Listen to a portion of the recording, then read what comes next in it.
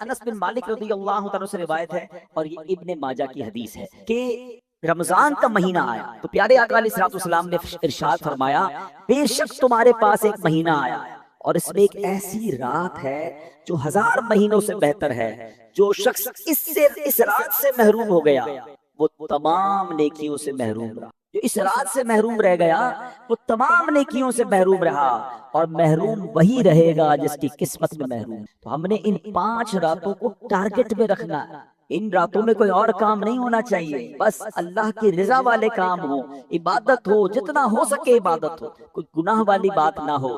لہذا ہر مسلمان کو چاہیے کہ وہ رات عبادت میں گزارے اور استغفار میں گزارے۔ بی بی عائشہ صدیقہ رضی اللہ تعالی عنہا فرماتی ہیں، میں نے نبی پاک علیہ الصلوۃ والسلام سے عرض کی کہ اگر حضور مجھے معلوم ہو جائے کہ لیلۃ القدر کون سی رات ہے تو پھر میں کیا پڑھوں؟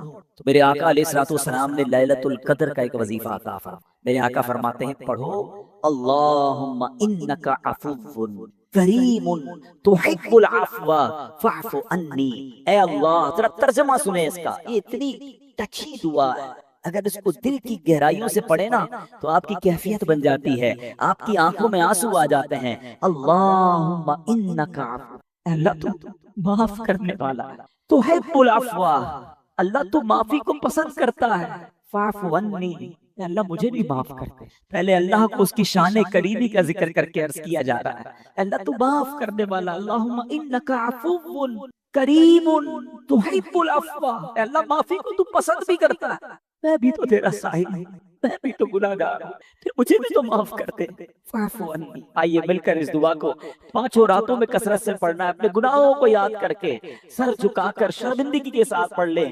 اللہم انک عفو کریم تحب العفو فاعف عنی، اللہم انک عفو کریم تحب العفو فاعف عنی، اللہم انک عفو کریم تحب العفو فاعف عنی۔ اے میرے میٹھے اسلامی بھائیوں، یہ رات تبدیل ہوتی رہتی ہے، اس رات کے بارے میں بڑے اقوال ہیں، اکثر بڑے علماء کا یہ بھی قول ہے کہ 27ویں شب جو ہے وہ شب قدر ہوتی ہے۔ کچھ علماء فرماتے ہیں کہ یہ رات بدلتی رہتی ہے۔ بہرحال ہمیں 5 راتوں میں خوب عبادت کرنی ہے، اور اس کے بارے میں اللہ تبارک و تعالیٰ نے اس رات کو پوشیدہ کیوں رکھا ہے، جس طرح دیگر اشیاء کو اللہ کریم نے پوشیدہ رکھا ہے، مثلا اللہ تعالیٰ نے اپنی رضا کو اطاعتوں میں پوشیدہ رکھا ہے۔ ہمیں نہیں پتہ کون سی نیکی سے رب راضی ہو جائے، اس لیے کیا کہا جاتا ہے، چھوٹی نیکی کو بھی نہیں چھوڑنا ہے۔ کبھی آپ نے سنا ہوگا نا کہ کسی نے کتے کو پانی پلایا، اس کی بخشش کر دی گئی، راستے سے کانٹا ہٹا دیا، اس کی بخشش کر دی گئی۔ تو چھوٹی نیکی بھی نہیں چھوڑنی ہے، کیونکہ اللہ پاک نے اپنی رضا کو اطاعتوں میں چھپا کر رکھا ہے۔ ہم نہیں جانتے کس عمل سے اللہ راضی ہو جائے، وہ نقطہ نواز ہے۔ تو بندہ ہر نیکی کرتا جائے، کیا معلوم اس سے میرا رب راضی ہو جائے۔ بالکل اسی طرح اللہ تبارک و تعالیٰ نے اپنے غضب کو گناہوں میں چھپا رکھا ہے، ہم نہیں جانتے کون سا گناہ اللہ کے غضب کے باعث بن جائے۔ درود پاک پڑھنے کے بے شمار فضائل و برکات ہیں، کعبے کے بدر الدجا، طیبہ کے شمس الضحا، دافع جملہ بلا، شافع یوم جزا، صلی اللہ تعالی علیہ وسلم کا بڑا خوبصورت فرمان ہے، جس کا مضمون ہے کہ بے شک قیامت کی دہشتوں اور دشوار گزار گھاٹیوں سے جلدی نجات پانے والا وہ شخص ہوگا جس نے دنیا میں مجھ پر کثرت سے درود پاک پڑھے۔ ایکچولی درود پاک کو اگر ہم اس نیت سے دیکھیں نا، اور اگر اس کو کمپائل کرنے کی کوشش کریں، تو دنیا کی اور آخرت کی وہ کون سی پرابلم ہے، وہ کون سی ڈیزائر ہے، وہ کون سی خواہش ہے جو درود پاک سے پوری نہیں ہوتی، اور وہ کون سی پرابلم ہے جو درود پاک سے حل نہیں ہوتی۔ یعنی اگر میں صرف آج درود پاک کے فضائل پر ہی بیان کروں تو اتنی حدیثیں ہیں کہ مجھے اور آپ کو دنیا میں جو جو چاہیے، جو جو ہماری خواہشیں ہیں، انسان مینلی کیا چاہتا ہے، رزق میں برکت ہو جائے، ذلت و رسوائی سے بچے، عزتوں میں اضافہ ہو، پریشانی سے بچے، بیماریوں سے بچے، ٹینشن سے بچے، ٹھیک ہے نا۔ پھر مسلمان ہے تو چاہتا ہے کلمے والی موت ملے، دیدار مصطفیٰ موت کے وقت نصیب ہو جائے صلی اللہ تعالی علیہ وسلم، قبر جو ہے وہ پیارے آقا کا جلووں سے جگمگا جائے، محشر کے دن نبی پاک کے قریب ہو جاؤں، آقا شفاعت فرمائیں، جام کوثر پلائیں، پل صراط سے پار لگائیں اور ساتھ جنت میں لے جائیں۔ یہی ہے نا لائف، یہی تو چاہیے ہمیں، اور کیا چاہیے؟ دنیا بھی اچھی ہو اور آخر کہتے ہیں نا زندگی شان والی اور موت ایمان والی ملے۔ درود پاک واقعی وہ وظیفہ ہے. یعنی میں نے جتنے جملے کہے نا، اگر اس کے پیچھے میں وہ ساری حدیثیں بیان کروں تو الحمدللہ میرے آقا علیہ الصلوۃ والسلام نے اپنی احادیث کے ذریعے یہ سارے ریوارڈز، یہ سارے انعام درود پاک میں عطا فرمائے. قرآن پاک کے 30ویں پارے کی طرف 30th پارے میں بڑی کمال کی صورت ہے. اور ذرا آپ سمجھیے گا، قرآن میں کسی بات کا تھوڑا سا ذکر آ جائے نا، وہ بھی بڑی بات ہے. قرآن میں ذکر آنا یعنی رب کا کلام، اور صبح قیامت تک نمازوں میں اس کی تلاوت ہوتی رہے گی. مگر اس رات کی اہمیت سمجھیں کہ کسی ایک آیت کے ذریعے بیان نہیں کیا اللہ نے. شب قدر کو ڈیفائن کرنے کے لیے قرآن پاک کی ایک پوری سورت سورہ قدر نازل کر دی. یعنی پوری سورت only for define one night. Try to understand the significance of that night. اس رات کی اہمیت سمجھنے کی کوشش کریں کہ جس کی اہمیت بیان کرنے کے لیے قرآن کی ایک پوری سورت نازل ہو رہی ہے. اور اللہ کریم قرآن میں کیا فرماتا ہے؟ بسم اللہ الرحمن الرحیم، اِنَّا أَنزَلْنَاهُ فِي لَيْلَةِ الْقَدْرِ وَمَا أَدْرَاكَ مَا لَيْلَةُ الْقَدْرِ لَيْلَةُ الْقَدْرِ خَيْرٌ مِّنْ أَلْفِ شَهْرٍ تنزل الملائكة والروح فيها بإذن ربهم من كل أمر سلام هي حتى مطلع الفجر. اب پہلے ذرا اس کے معنی کو سمجھیے. اللہ فرماتا ہے بے شک ہم نے اس قرآن کو شب قدر میں نازل. یہ رات کتنی مبارک ہے کہ اس رات قرآن نازل ہوا ہے. رمضان میں قرآن نازل ہوا اور پھر اس رات، خاص اس رات میں نازل ہوا. اچھا، یہاں ایک تھوڑی سی بات سمجھنا ضروری ہے کہ قرآن 2 صورتوں میں نازل ہوا ہے.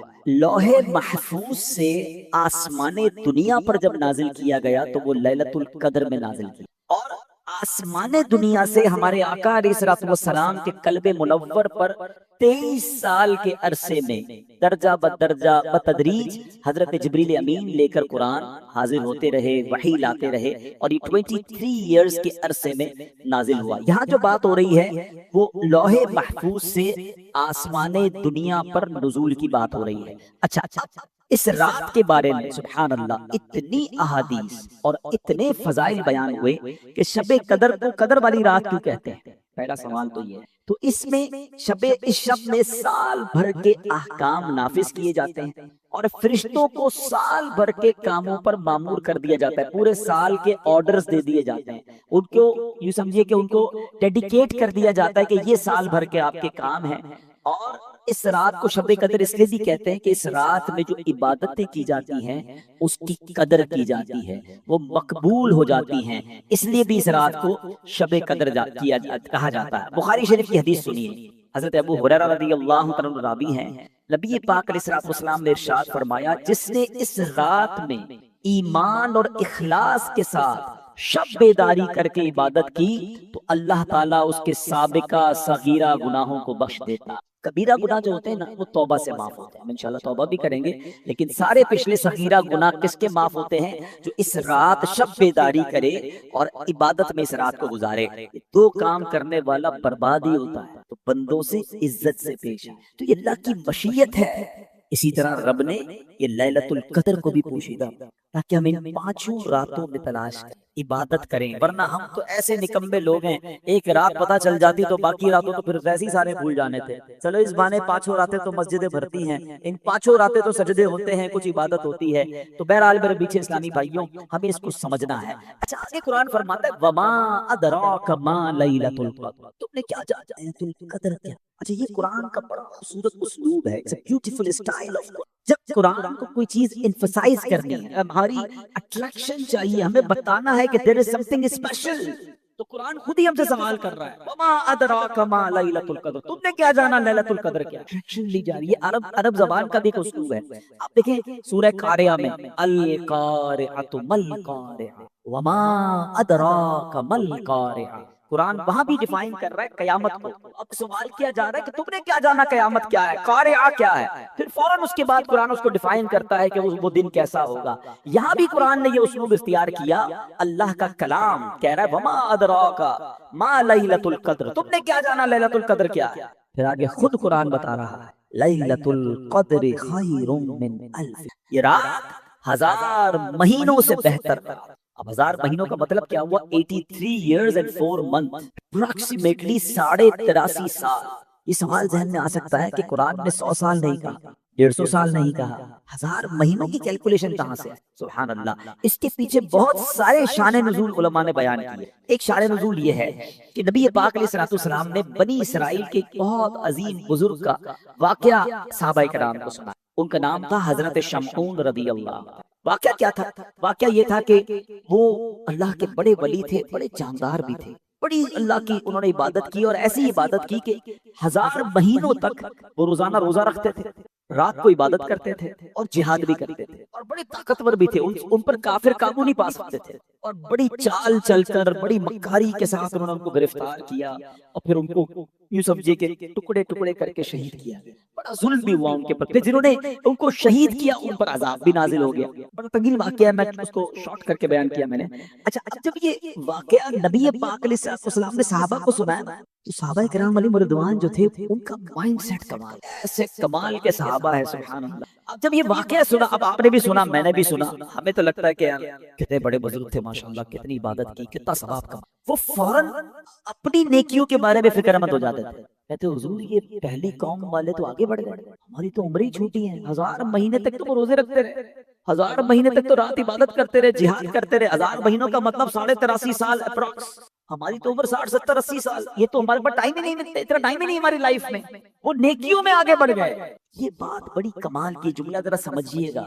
صحابہ رنجیدہ ہوئے کہ دوسری قوم، دوسری جو امت ہیں وہ نیکیوں میں آگے بڑھ رہی ہیں، ہم پیچھے رہ گئے۔ آج ہمارا حال یہ ہے کہ ہم یہ سوچتے ہیں کہ فلاں بنگلہ بڑا بنا لیا اس نے، وہ کاروبار میں آگے بڑھ گیا، وہ پیسوں میں آگے بڑھ گیا، اس کی گاڑی اچھی ہو گئی، اس نے موبائل اچھا خرید لیا، ہم اسی ٹینشن میں رہ گئے۔ مجھے آج تک یہ بات سمجھ نہیں آتی کہ جو کسی کا گھر، کاروبار یا اس کی ویلتھ دیکھ کر ڈی مورلائز ہوتا ہے، اپنے آپ کو پیچھے فیل کرتا ہے، تہجد گزار کو دیکھ کر کیوں نہیں پیچھے فیل کرتا؟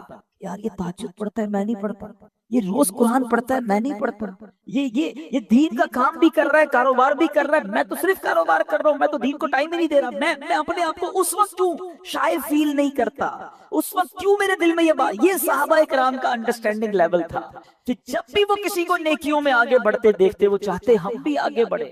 پلیز کمپٹیشن لائف میں یہ والا لاؤ۔ یہ جو دنیا کا کمپٹیشن ہم لے آئے نا، اس میں کبھی بھی پرسکون نہیں ہو گیا، ہر شیر کا سوا شیر موجود ہے۔ آپ لاکھ پتی ہو جائیں گے تو کروڑ پتی نظر آئے گا، کروڑ پتی نظر آئیں گے تو ارب پتی نظر آئے گا، ارب پتی بھی بن جاؤ گے تو پھر آگے اس سے آگے والا نظر آئے گا، اور اسی ریس میں زندگی ختم ہو جائے گی۔ کرنا کیا ہے؟ پلیز یہ سیکھو۔ یہ لیلۃ القدر ملی، کتنی عظیم رات کیوں ملی؟ جب صحابہ کرام غمزدہ ہوئے تو نبی پاک کے بھی قلب اقدس پر جو ہے وہ رنج طاری ہو گیا۔ میرے آقا علیہ الصلوۃ والسلام کے جب دل پر رنج طاری ہوئی، رب کو کب گوارا ہے؟ جبریل امین آئے کہ حضور آپ غمزدہ نہ ہو، اللہ کریم نے آپ کی امت کو ایک رات ہر سال ایسی عطا کر دی ہے جو اس رات میں عبادت کر لے گا حضرت شمعون کی ان 1000 مہینوں کی عبادت سے زیادہ ثواب کما لے۔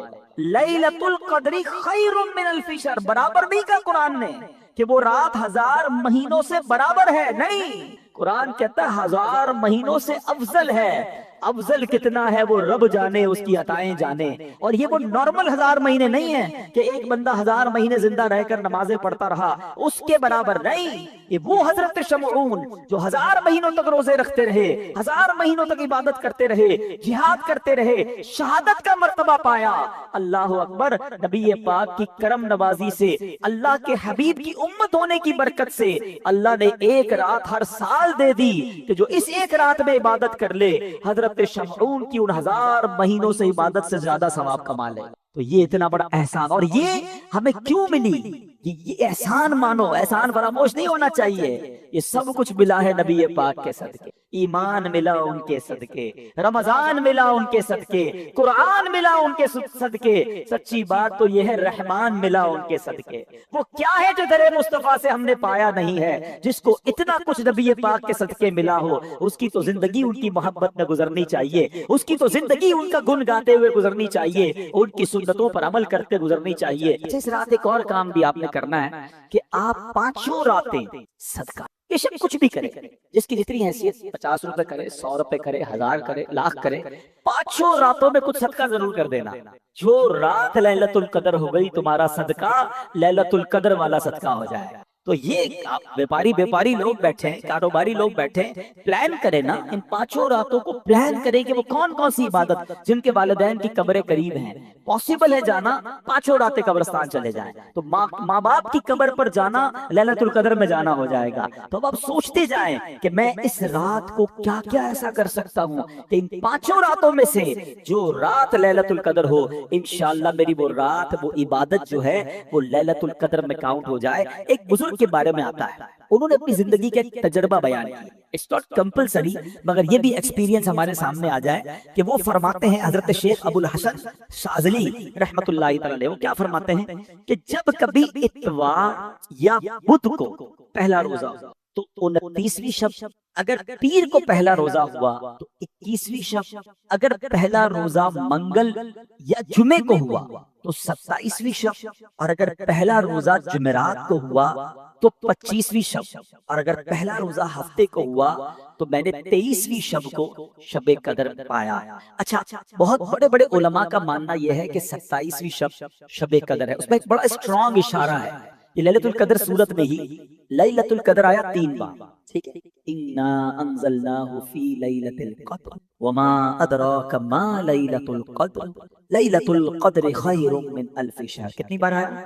3 بار۔ اچھا، لیلۃ القدر جو لفظ ہے اس پہ 9 حروف ہیں، ٹھیک ہے، آپ اس کو کاؤنٹ کریں گے تو 9 حروف ہیں، 9 ملٹیپلائی بائی 3 27۔ تو کچھ علماء کہتے ہیں یہ اشارہ ہے کہ 27ویں رات جو ہے وہ شب قدر ہے۔ بہرحال یہ ساری باتیں کرنے کا مقصد یہ ہے کہ اس رات کو سمجھیے، اور ان 5 راتوں میں ہم نے انشاءاللہ عبادت کرنی ہے، اور اس رات کی کچھ علامتیں بھی بیان کی۔ دیکھیں نبی پاک نے کتنا بڑا احسان کیا کہ بہت ساری ہمیں نشانیاں بھی بتا دی۔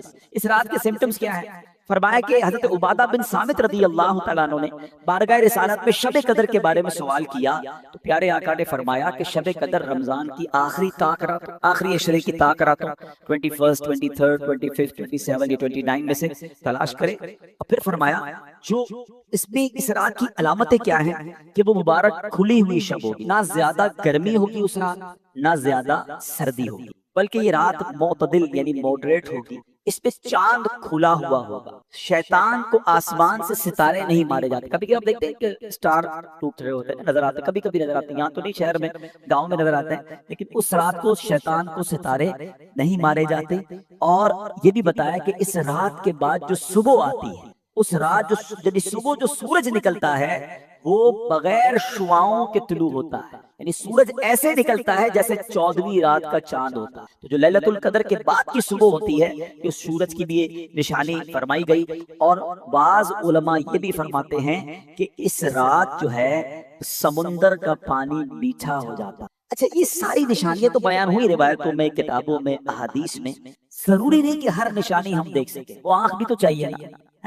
آنکھ والا تیرے جوبن کا تماشا دے، آنکھ والا تیرے جوبن کا تماشا دیکھے، دیدائے کور کو کیا آئے نظر کیا دیکھے۔ سارے صحابہ کو رضی اللہ تعالی عنہ کہا جاتا ہے، اور مولا علی کو کرم اللہ تعالی وجہ الکریم کیوں کہا جاتا ہے؟ کرم اللہ تعالی وجہ الکریم کا مطلب یہ ہے اللہ پاک آپ کے چہرے کی وجاہت کو، آپ کے چہرے کے فیض کو اور بڑھائے، اور اللہ نے بڑھایا۔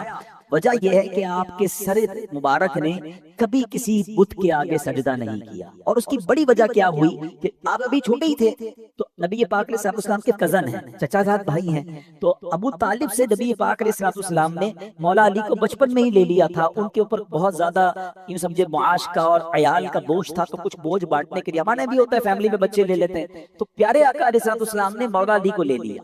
اب نبی پاک کی گود میں ان کی پرورش ہوئی ہے، انہوں نے آنکھیں کھولی تو نبی پاک کو دیکھا ہے، ہوش سنبھالا تو آقا کی باتیں سنی۔ یہ نبی پاک کی بچپن سے ٹرین ہے، نبی پاک کا ڈائریکٹ فیضان جو ہے وہ مولا علی شیر خدا کرم اللہ تعالی وجہ الکریم کو ملا۔ اچھا، آپ کا ایک اور لقب تو بڑے ہیں، کرار، اور آپ کو شیر خدا، اسد اللہ، اسد الرسول، آپ کا ایک بڑا یونیک نیت، اور وہ ہے ابو تراب۔ ابو تراب کہتے ہیں مٹی والے، ایک بار نبی پاک علیہ الصلوۃ والسلام، کیونکہ آپ نبی پاک علیہ الصلوۃ والسلام کی پیاری شہزادی آپ ہی کے نکاح میں تھی، خاتون جنت بی بی فاطمہ رضی اللہ تعالیٰ عنہ، تو ایک بار نبی پاک علیہ الصلوۃ والسلام مولا علی جو خدا کرم اللہ تعالیٰ وجہ الکریم کے گھر گئے تو کہا علی کہاں ہے؟ تو کہا وہ گھر سے باہر ہے۔ اور جب گھر سے باہر میرے آقا گئے تو وہ مٹی پر لیٹے ہوئے تھے، اب وہ لیٹے ہوئے تھے تو کپڑوں پر اور جسم پر بھی مٹی لگ گئی، تو نبی پاک علیہ الصلوۃ والسلام نے بڑے پیار سے کہا قم یا ابا تراب، اے مٹی والے کھڑے ہو جاؤ۔ مولا علی کہتے ہیں اس کے بعد سے مجھے میرے نام سے زیادہ ابو تراب کو نیت سے محبت ہو ہے۔ اور اعلیٰ حضرت امام اہل سنت کیا خوبصورت بات لکھتے ہیں، اس نے لقب خاک شہنشاہ سے پایا۔ لقب خاک، خاک کو کہتے ہیں، لقب کیا ملا؟ خاک کا۔ اس نے لقب خاک شہنشاہ سے پایا، جو حیدر کرار کے مولا ہے ہمارا۔ سبحان اللہ۔ آپ کے بارے میں فضائل تو بہت ہیں، آپ کا ذکر خیر قرآن میں کیسا ہے؟ دیکھیں میں اور آپ نیکی کر کے دعا کرتے ہیں اللہ قبول کر لے، مولا علی نے ایک ایسی نیکی کی کہ قرآن میں اس کا ذکر ہے۔ میں ابھی تھوڑی دیر پہلے ایک جملہ کہہ رہا تھا کہ جو چیز قرآن میں آ جائے گی نا، وہ صبح قیامت تک مسجدوں میں تلاوت ہوتی رہے گی، قرآن میں لوگ پڑھتے رہیں گے۔ یعنی حضرت علی کی یہ نیکی اب قیامت تک لوگوں کی زبانوں پر ہے۔ اور آپ نے کام کیا کیا تھا؟ پہلے قرآن کی آیت سن لیں، پھر آپ کا وہ کام بتاتا ہوں جو آج ہمارے لیے بھی بڑا ریلیونٹ ہے۔ مولا علی شیر خدا کرم اللہ تعالی وجہ الکریم کی شان میں جو آیت ہے، بسم اللہ الرحمن الرحیم، الذین ينفقون اموالهم باللیل والنہار سرا وعلانیہ فلهم اجرهم عند ربهم ولا خوف علیہم ولا هم يحزنون۔ ترجمہ کنز ایمان، یہ سورہ بقرہ کی آیت نمبر 274 ہے۔ وہ جو اپنے مال خیرات کرتے ہیں رات میں اور دن میں، چھپے اور ظاہر، ان کے لیے ان کا انعام حصہ ہے ان کے رب کے پاس، ان کو نہ کچھ اندیشہ ہو نہ کچھ غم۔ اور علی نے ایسا کیسا صدقہ کیا؟ حضرت نعیم الدین مراد آبادی جو مفسر قرآن ہے لکھتے ہیں کہ ایک قول یہ ہے کہ یہ آیت حضرت علی کے حق میں نازل ہوئی، ان کے پاس 4 درہم تھے، صرف 4 درہم۔ آپ نے کیا کیا کہ آپ نے چاروں کو خیرات کر دیا، ایک رات میں کیا، ایک دن میں کیا، ایک اعلانیہ کیا، ایک چھپ کر کیا۔ اللہ کریم نے یہ سارا صدقہ کیسا قبول فرمایا کہ اس کا ذکر قرآن میں فرما دیا۔ یہاں 2 باتیں سیکھنے کو مل رہی ہیں، ایک دل کیسا تھا، 4 ہی تھے، چاروں دے دیے۔ ہمارے پاس لاکھوں ہوتے ہیں، تھوڑے نہیں دیتے، 2.5% ہی تو زکوٰۃ ہے نا، وہی لوگوں کو بھاری پڑ رہی ہے، وہی کیلکولیشن گھبرا رہے ہوتے ہیں، یار یہ بھی بچ جائے زکوٰۃ سے، یہ بھی نکال دو، کسی طرح اس کی بھی نہ دینی پڑے، اچھا پچھلے سال دی تھی دوبارہ دینی پڑے گی۔ سوال بھی ایسے کرتے کہ سمجھ نہیں آ رہا کیا چاہ رہا ہے بھائی۔ حضرت وہ پچھلے سال دے دی تھی، سونا وہی ہے تو دوبارہ دے دیں۔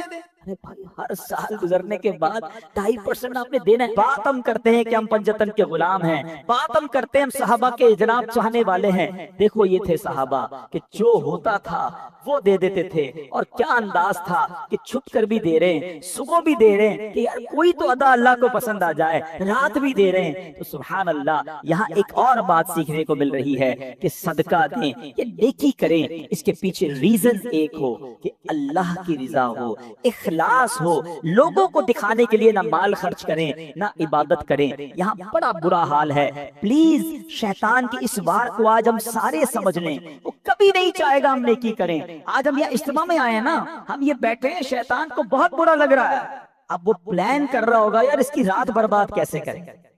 اب ہم بھی تو شیطان کی باتوں میں آ جاتے ہیں، اب باہر نکل کے کہیں گے یار ماشاءاللہ آج رات تو بڑا مزہ آیا، میں تو پہلے سے ہی چلا گیا تھا، صلاۃ التسبیح بھی پڑھی، اس کے بعد بیان بھی سنا، ذکر بھی ہوا، دعا میں تو میرے بڑے آنسو بھی بہے ہیں۔ بھائی آپ اپنی پوری کارکردگی کیوں کسی کو دینا چاہتے ہیں؟ سوچئے، اگر تو اچھی نیت ہے کہ اگلے بار پھر اجتماع میں کسی کو بلانا ہے پھر تو ٹھیک ہے، انما الاعمال بالنیات، لیکن نیت یہ ہے کہ سامنے والا کہے کہ یار ماشاءاللہ آپ تو بڑی نیکیاں کما رہے ہیں، اپنے دل سے اللہ کے لیے کام، اللہ کی رضا کے لیے صدقہ، اللہ کی رضا کے لیے نیکی کرے۔ یا ایک سوال چھوڑی جا رہا ہوں، ٹھیک ہے، پہلے تو اخلاص کی ایک تعریف علماء نے بیان کی، بہت ساری تعریفیں ہیں، اس میں سے ایک تعریف علماء نے یہ بیان کی کہ اخلاص یہ ہے کہ جس طرح تم اپنے گناہوں کو چھپاتے ہو اس طرح اپنی نیکیوں کو۔ اب بتائیے میں اور آپ چاہتے ہیں ہمارے گناہ کسی کو پتہ چل جائے؟ ہم میں سے کوئی نہیں چاہتا۔ نیکیاں پتہ نہ چلیں تو ٹینشن شروع ہو جاتی ہے، یار کوئی تو طریقہ ہوگا جس سے پتہ چل جائے کہ میں نے اس بار کتنی زکوٰۃ دی ہے، تو کتنی روزے رکھے، تو کتنے تراویحیں پڑھی، تو اور کتنی تلاوت کی۔ کیوں کرتے ہیں ایسا؟ اپنے دل سے۔ یہی شیطان مردود چاہتا ہے کہ ہماری نیکیاں ڈسٹرائے ہو جائیں اور ہم اس کی واروں میں آ جائیں۔ مولا علی شیر خدا کرم اللہ تعالی وجہ کریم کا یہ ذکر خیر ہمیں بتا رہا ہے کہ اللہ کی رضا کے لیے عمل ہو. آپ تو اللہ کی رضا کے لیے کیسا کام کرتے تھے. ایک بار ایک غزلے میں کسی سے لڑائی ہو رہی تو آپ اس کافر کے سینے پہ چڑھ جائے. اس کافر نے کیا کیا؟ آپ کے چہرے پہ تھوک. دشمن خدا نیچے ہے، ہاتھ میں تلوار ہے، اور مولا علی جیسی شخصیت ہے، کتنی شجاعت والے، اور چہرے پہ تھوک دیا اس ظالم نے. آپ ہٹ گئے، آپ نے اسے چھوڑ دیا. کہتا ہے اے علی یہ کیا ہے؟ میں تمہارے نیچے تھا، ہاتھ میں تلوار تھی، اور میں تمہارا دشمن ہوں، اور میں نے اور تمہارے لیے ایک برا عمل کیا، چہرے پہ تھوک دیا. میں تم سے پہلے جو لڑ رہا تھا وہ اللہ کے لیے لڑ رہا. جب تم نے میرے چہرے پر تھوکا تو میرا نفس بھی شامل ہو گیا، میرے دل کا غصہ بھی شامل ہو گیا. اب اگر میں تجھے قتل کرتا تو شاید وہ اللہ کے لیے نہ ہوتا. یہ اخلاص دیکھ کر وہ غیر مسلم کلمہ پڑھ کر مسلمان ہوا کہ یہ اسلام اور یہ مسلمان جو ہر عمل اللہ کے لیے کرتے ہیں. مگر ہم شاید اب ایسے ہو گئے کہ شاید کوئی عمل اللہ کے لیے نہیں کرتے. ہر کام میں دنیا کا مفاد ہے، دنیا کی واہ.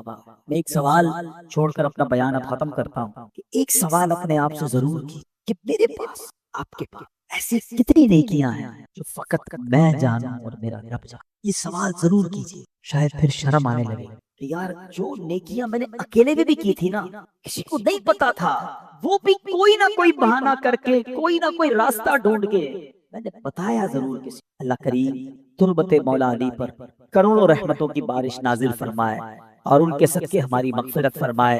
جہاں میں نے چیریٹی کی بات کی، اللہ کی راہ میں خرچ کرنے کی بات کی، سب سے پہلے اپنے حقدار غریب رشتہ داروں کو آپ نے دیکھنا ہے، اور اس کے بعد عاشقان رسول کی ایک عظیم الشان مدنی تحریک دعوت اسلامی. یہ تحفہ بھی تو دعوت اسلامی نے دیا ہے نا. اس علاقے میں ہمارا ارمان تھا کہ مسجد بنے، اور ایسا ہی کام دعوت اسلامی ساری دنیا میں کر رہی ہے.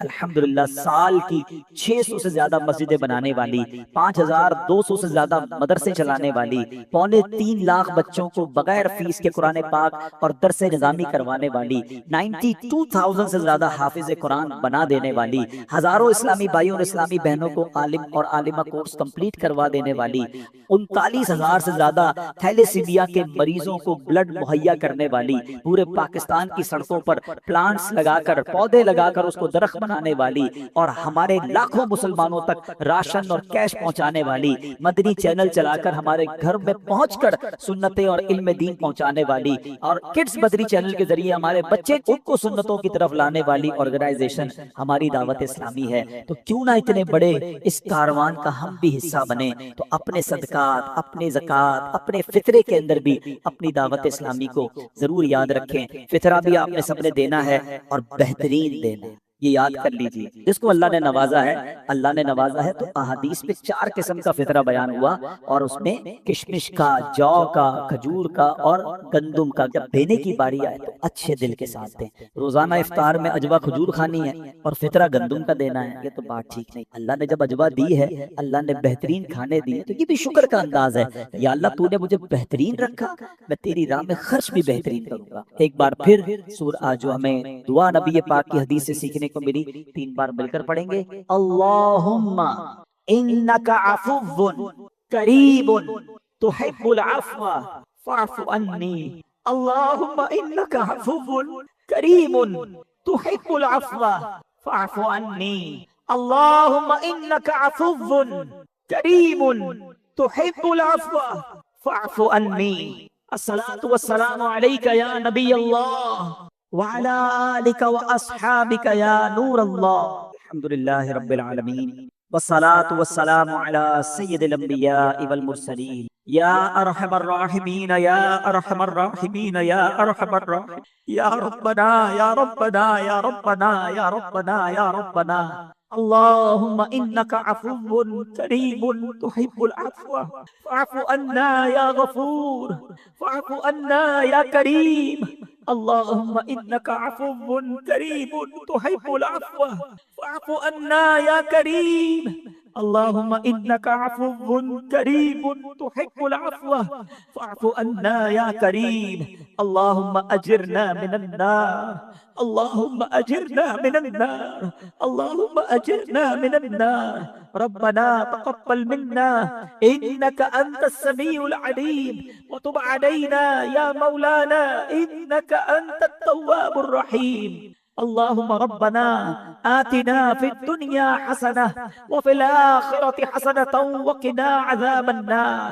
اللهم ربنا لا تؤاخذنا يوم القيامة، اللهم ربنا لا تؤاخذنا يوم القيامة، اللهم إنا نسألك الأمن يوم الخوف، اللهم إنا نسألك الأمن يوم الخوف، ربنا لا تؤاخذنا يوم القيامة، ربنا ولا تحملنا ما لا طاقة لنا به، واعف عنا واغفر لنا وارحمنا أنت مولانا فانصرنا على القوم الكافرين۔ اے ڈوبتوں کو بچانے والے، اے بے قصوں کی دستگیری کرنے والے، اے گناہگاروں کی بخشش فرمانے والے مولا، تیرے گناہگار بندے تیرے دربار پہ ہاتھ اٹھائے حاضر ہیں، ہماری حتمی مغفرت کر دے، ہمارے صغیرہ گناہ بھی معاف کر دے، ہمارے کبیرہ گناہ بھی معاف کر دے، ہمارے چھپ کر کیے ہوئے گناہ بھی معاف فرما، ہمارے اعلانیہ گناہ۔ اللہ اگر تو نے ہمیں معاف نہ کیا ہم کدھر جائیں گے؟ تیرے سوا کون ہے جس کے دربار میں ہم مغفرت طلب کریں؟ اگر بڑی رات بھی تیرے گھر پہ بیٹھ کر نہ بخشے گئے تو پھر کدھر جائیں گے مولا؟ ہم تیرے بندے ہیں، اے اللہ تیرے نافرمان ضرور ہے مگر تیرے باغی نہیں ہے مولا، تجھی کو اپنا رب مانتے ہیں، تیرے حبیب علیہ السلام کے امتی ہیں، ان سے محبت کرتے ہیں۔ اے رب کریم، اے رب کریم بس آج ہم پر نگاہ رحمت فرما دے، اگر تو نے ہم سب کو جنت میں داخل کر دیا، تیری جنت میں کوئی جگہ کم نہیں پڑے گی، تیرا کچھ نہیں جائے گا، ہمارا بیڑا پار ہو جائے گا۔ اے اللہ بس آج ہماری حتمی مغفرت فرما دے، ہم سے صدا کے لیے راضی ہو جا، جنت الفردوس ہمارا مقدر کر دے۔ اے رب کریم ہمارے ماں باپ کو بھی بخش دے، اللہم ارحمہما کما ربیانی صغیرا، باپ کو بخش دے اللہ، ہم میں سے جن کے والدین دنیا سے چلے گئے ان کی قبروں کو جنت کا باغ بنا دے، کروٹ کروٹ انہیں جنت کی نعمتیں عطا کر۔ اے رب کریم انہوں نے ہم پر بڑی مہربانیاں کی، اب وہ تیری رحمت کے حوالے ہیں، اے اللہ اپنی رحمتوں کی بارش ان پر نازل فرما، جن کے والدین حیات ہیں ان کو درازی عمر بالخیر عطا فرما، ان کا سایہ ان کے بچوں پر تا دیر قائم و دائم فرما۔ اے اللہ ہمارے بھائی بہنوں کو بخش دے، ہمارے بیوی بچوں کو بخش دے، ہمارے مرحومین کو بخش دے، ہمارے رشتہ داروں کو بخش دے، اے اللہ ہمارے دوستوں کو بخش دے، ہم سے محبت کرنے والوں کو بخش دے، اے کریم نبی پاک علیہ السلام کی ساری امت کی بخشش فرما۔ اے اللہ ہمیں تو مانگنا بھی نہیں آتا، جو جو ہمارے حق میں بہتر ہے ہمیں عطا کر دے۔ اے اللہ نفس و شیطان کے واروں سے بچا لے، اپنے پسند کے بندوں میں ہمیں شامل فرما لے، اخلاص کی دولت عطا کر دے۔ اے اللہ ریاکاری نے کہیں کا نہیں چھوڑا، اول تو نیکی ہوتی نہیں، ہو جائے تو سنبھلتی نہیں۔ اے اللہ ہم بڑے ناکارہ ہو گئے، ہمارے دل و دماغ کو پاکیزہ کر دے، ہمیں اخلاص کی دولت عطا کر دے، دکھلاوے اور بناوٹ سے بچا لے، اپنے مخلص بندوں میں شامل فرما لے، سجدوں کی لذت عطا فرما، تلاوت کا ذوق عطا فرما۔ اے اللہ جو تو نے رمضان میں نیکیوں کا ذوق دیا ہے ایسا کرم کر دے کہ ہم سارا سال نمازیں پڑھنے والے بن جائیں، مسجدیں سارا سال آباد رہے۔ اے اللہ نفس و شیطان کے واروں سے محفوظ فرما، ہم سب کو فقط رزق حلال عطا فرما، رزق حرام سے ہم سب کو محفوظ فرما، ہم سب کے رزق حلال میں برکت ڈال دے۔ اے اللہ جو بے اولاد ہیں انہیں نیک اور صالح اولاد دے دے۔ اے اللہ جو اولاد والے ہیں ان کی اولادوں کو، ان کے والدین کی آنکھوں کا نور بنا دے، ہمارے بچوں کو ہمارے لیے صدقہ جاریہ بنا دے، ہماری مغفرت کا ذریعہ بنا دے۔ اے اللہ جو بچوں اور بچیوں کے دکھ میں ہیں اے اللہ ان کے وہ دکھ دور کر دے، بچوں کا سکھ عطا کر دے۔ اے کریم ہاتھ اٹھے ہیں، تو نام بھی جانتا ہے سب کے، کام بھی جانتا ہے، بڑی امید سے تیرے بندے ہاتھ اٹھائے حاضر ہیں کہ رحمان کے دربار میں آئے، کریم کے دربار میں بھکاری آئے۔ اے اللہ کبھی کبھی ہمیں اپنی مشکل بہت بڑی لگتی ہے کہ یہ کیسے حل ہوگی، یہ مسئلہ کیسے سالو ہوگا۔ اے اللہ تیرا ہی قرآن میں فرمان ہے ان اللہ علی کل شیء قدیر۔ اے اللہ ہمیں اپنی قدرت کا نظارہ دکھا، ہماری مشکل آسان کر دے، ہماری پریشانی دور کر دے، ہمارے دکھوں کو خوشیوں میں بدل دے، راہیں کھول دے، مشکلیں آسان کر دے۔ کسی کا حق کسی نے دبا لیا تو خیر سے اس کا حق مل جائے۔ اے اللہ ظالموں کے ظلم سے بچا، حاسدوں کے حسد سے بچا، بد نظروں کی بد نظری سے بچا، شیطان کے شر سے بچا، جادو ٹونے آسیب سے بچا، زمینی اور آسمانی بلاؤں سے بچا، زلزلوں طوفانوں اور وائرسوں سے بچا۔ اے کریم بس اپنے پسندیدہ بندوں میں شامل کر لے۔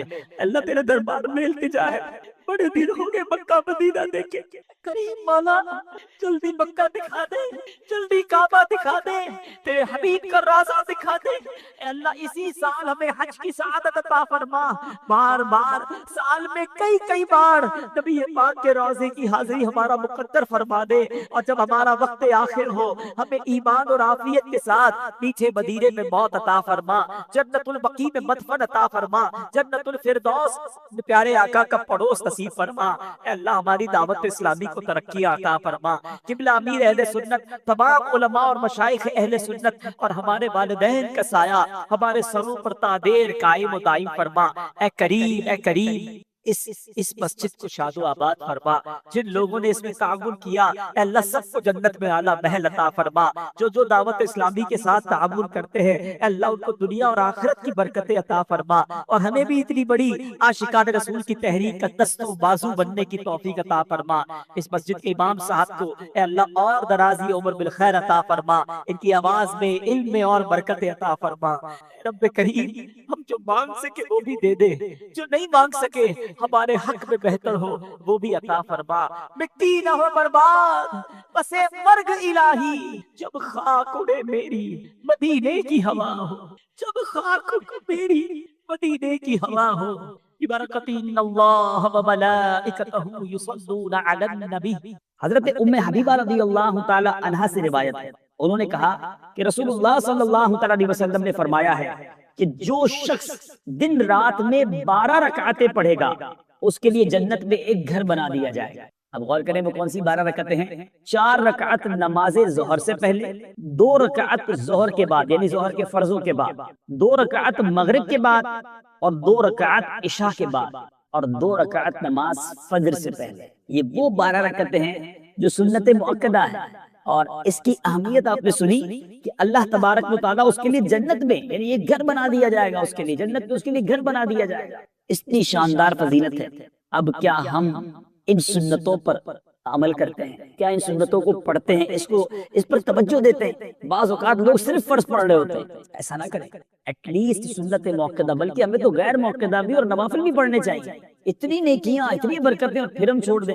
ऐ मेरे बीच प्यारेस्तानी भाइयों, दिन रात की ये 12 रकातें सुन्नत मुअक्कदा है, यानी इनको पढ़ने की बहुत ताकीद आई है। और इन 12 रकातों की मदावमत पर रसूल खुदा सल्लल्लाहु ताला अलैहि वसल्लम ने जन्नत का वादा फरमाया है। तो ये जन्नत के आमाल में से एक अमल और जन्नत की कुंजियों में से एक कुंजी है।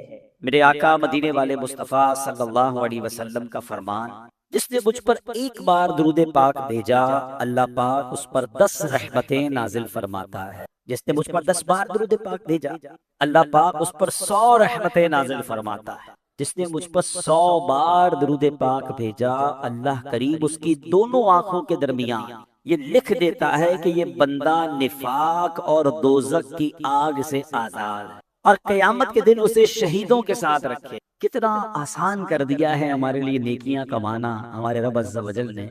अब मुझे बताएं 100 बार दुरूद पाक पढ़ने में कितनी देर लगती है? अस्सलातु वस्सलामु अलैका या रसूल अल्लाह, ये दुरूद पाक पढ़ें, वेरी शॉर्ट दुरूद पाक। सल्लल्लाहु तआला अला मुहम्मद सल्लल्लाहु अलैहि वसल्लम, बहुत ही मुख्तसर दुरूद पाक है। आपको 2 से 3 सेकंड लगते हैं एक दुरूद पाक पढ़ने, ठीक है, 3 सेकंड्स। 100 दुरूद पाक 300 seconds, it means you required 5 minute, 4 to 5 minutes में 100 बार दुरूद पाक पूरे हो जाते हैं। और फजीलत क्या है कि अल्लाह दोनों आंखों के दरमियान लिख देता है कि ये बंदा निफाक से भी बरी है, दोज़ख की आग से भी बरी है। पूरे दिन में 5 मिनट नहीं निकाल सकते हम। मोबाइल फोन लेकर बैठे तो 2 मिनट की रील, 3 मिनट की रील, पता नहीं आधा घंटा घंटा ऐसे निकल जाता है, पता नहीं चलता।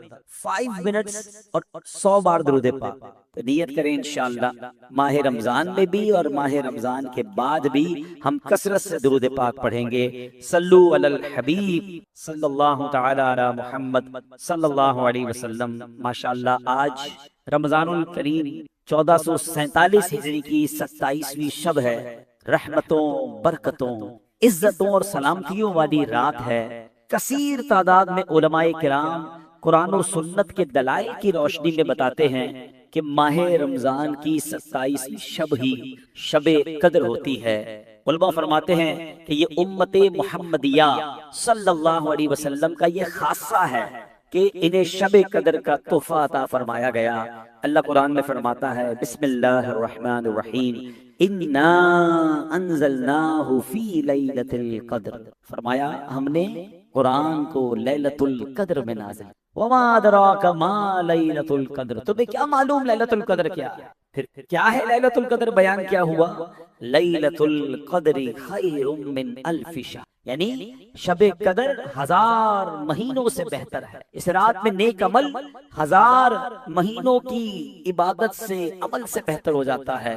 اور آگے فرمایا تنزل الملائکۃ والروح فیہا باذن ربہم من کل امر، اس رات میں فرشتے اور جبرائیل اپنے رب کے حکم سے ہر کام کے لیے اترتے ہیں۔ اللہ اکبر۔ سرکار دو عالم صلی اللہ علیہ وسلم نے فرمایا جب شب قدر آتی ہے تو اللہ پاک کے حکم سے حضرت جبریل علیہ السلام ایک سبز جھنڈا لیے فرشتوں کی بہت بڑی فوج کے ساتھ زمین پر نزول فرماتے ہیں اور اس سبز جھنڈے کو کعبے پر لہرا دیتے ہیں۔ ایک روایت کے مطابق ان فرشتوں کی تعداد روئے زمین کی کنکریوں سے بھی زیادہ ہوتی ہے۔ لیلۃ القدر جو فرشتے نازل ہوتے ہیں نا، ان کی جو کوانٹٹی ہے وہ زمین پر جتنی کنکریاں ہیں ان سے بھی زیادہ ہوتی ہے۔ یہ سب سلام و رحمت لے کر نازل ہوتے ہیں۔ ایک اور حدیث پاک میں ہے حضرت جبریل علیہ السلام کے 100 بازو ہیں، مگر ان میں سے 2 بازو ایسے ہیں جو آپ صرف اسی رات کو کھولتے ہیں، اور وہ بازو مشرق کو مغرب میں پھیل جاتے ہیں۔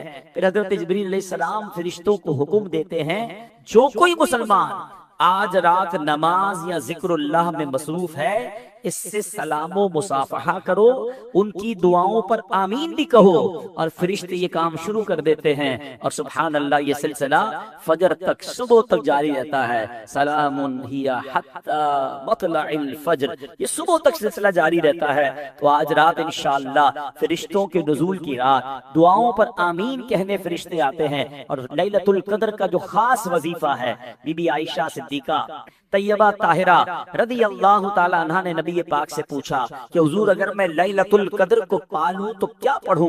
تو میرے آقا نے فرمایا پڑھو اللہم انک عفو تحب العفو فاعف عنی۔ آئیے مل کر پڑھتے ہیں اللہم انک عفو تحب العفو فاعف عنا یا غفور یا غفور یا غفور۔ اللہم انک عفو تحب العفو فاعف عنا یا غفور غفور یا غفور۔ اللہم انک عفو تحب العفو فاعف عنا یا غفور یا غفور یا غفور۔ اس دعا کا معنی بھی کتنا پیارا ہے، اللہم انک عفو، اے اللہ تو معاف کرنے والا ہے، تحب العفو، اے کریم معافی کو پسند کرتا ہے، فاعف عنی، اے اللہ ہمیں بھی معاف کر دے۔ جب اجتماعی طور پر پڑھیں گے تو کہیں گے فاعف عنا، اے اللہ ہم سب کو بخش دے۔ اس معنی کو پھر ذہن میں رکھ کے آنکھیں بند کر کے بندہ جیسے کسی سے خطا ہو جاتی ہے، مسٹیک ہو جاتی ہے اور معافی مانگتا ہے، جہاں سے سزا ملنے کی امید ہوتی ہے تو رقت کا عالم کیا ہوتا ہے کہ معافی مل جائے سزا نہ ملے۔ تو آج یہ تصور ذہن میں جما کر معافی مانگنی ہے کہ اللہ خطا کار ہوں، اے مولا گناہ گار ہوں، زندگی بڑ خطائیں کی ہیں، آج بخشش کی رات ہے، آج معافی کی رات ہے، اے کریم معافی عطا فرما۔ اللہم انک عفو کریم تحب العفو فاعف عنا یا غفور یا غفور یا غفور۔ اللہم انک عفو کریم تحب العفو فاعف عنا یا غفور یا غفور یا غفور۔ اللہم انک عفو کریم تحب العفو فاعف عنا یا غفور یا غفور یا غفور۔ بڑی امید ہے کہ آج رات معافی ملے گی، بڑی امید ہے آج رات بخشش ملے گی، کیونکہ ہمیں یہ پتا ہے ہم کتنے ہی بڑے گناہگار کیوں نہ ہوں مگر میرا مولا بڑا کریم ہے، وہ بڑا رحیم ہے، وہ بخشنے والا مہربان ہے، وہ گناہگاروں کو بھی بخشتا ہے۔ ایسے ہی ایک گناہگار کا واقعہ، ایسے ہی خطا کار کا واقعہ جو دل لرزا دینے والا بھی ہے، کیونکہ یہ رات جہنم سے، یعنی یہ جو عشرہ ہے آخری عشرہ، یہ جہنم سے آزادی کا عشرہ بھی ہے نا۔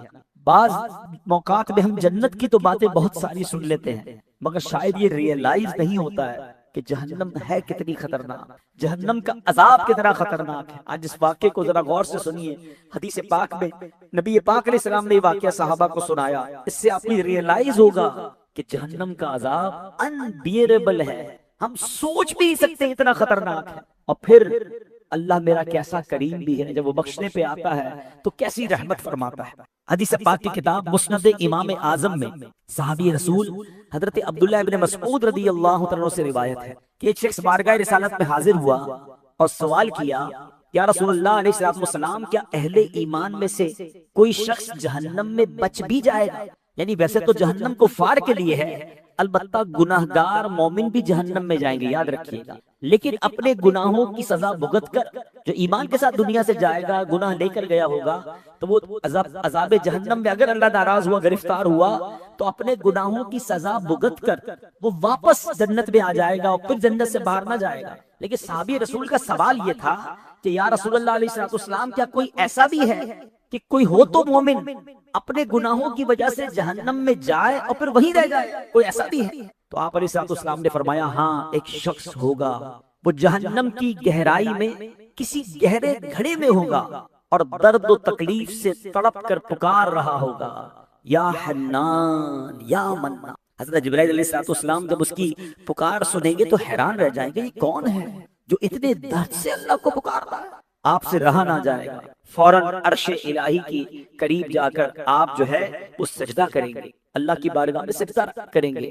جبرائیل، اللہ کی طرف سے حکم ہوگا کہ جبرائیل سر اٹھائیے، تم نے ایسی کون سی حیرانے کی بات دیکھی ہے؟ حضرت جبرائیل علیہ السلام عرض کریں گے، یا اللہ پاک، جہنم کی گہرائیوں سے آواز گونج رہی ہے، کوئی بڑے پر درد دل کے ساتھ پکار رہا ہے، یا حنان یا منان۔ حکم ہوگا جبرائیل، جہنم کے جو داروغے ہیں، حضرت مالک فرشتہ ایک ایسا ہے کہ جس کی ڈیوٹی ہے جہنم پر، ان کو حضرت مالک کہتے ہیں، اے جبرائیل مالک کے پاس جاؤ، انہیں کہو کہ وہ شخص کو باہر نکالیں۔ حضرت جبرائیل جائیں گے اور کہیں گے اللہ کا حکم ہے اس بندے کو ڈھونڈے، جہنم میں کہاں، اس کو نکال کے لائیں۔ یاد رکھیے، اب ذرا آگے کے الفاظ ذرا غور سے سنیے گا۔ سرکار دو عالم علیہ السلام نے فرمایا، جیسے ماں اپنے بچوں کو پہچانتی ہے نا، ایسے ہی حضرت مالک علیہ السلام جہنمیوں کو اس سے بھی زیادہ پہچانتے ہیں، مگر اس حنان منان پکارنے والے کو نہیں پہچان پائیں گے، نہیں ڈھونڈ پائیں گے، وہ نہیں ملے گا۔ واپس آ کر کہیں گے، اے جبرائیل معاملہ یہ ہے، جہنم نے ایک سانس لی ہے جس کی وجہ سے حالت ایسی ہو گئی ہے کہ لوہے اور پتھر میں فرق کرنا مشکل ہو گیا، یعنی سب جل کر ایسا ہو چکا ہے کہ اب لوہا اور پتھر بھی نہیں پہچانا پا رہا کہ لوہا کون سا ہے، پتھر کون سا ہے، ایوریتھنگ بیکم اس قدر جل کے راکھ اور خالی ہو گئی ہے۔ یہ سن کر حضرت جبرائیل پھر آئیں گے اللہ کی بارگاہ، عرش الہی پر پھر سجدہ کریں گے، حکم ہوگا جبرائیل اس بندے کو کیوں نہیں لائے؟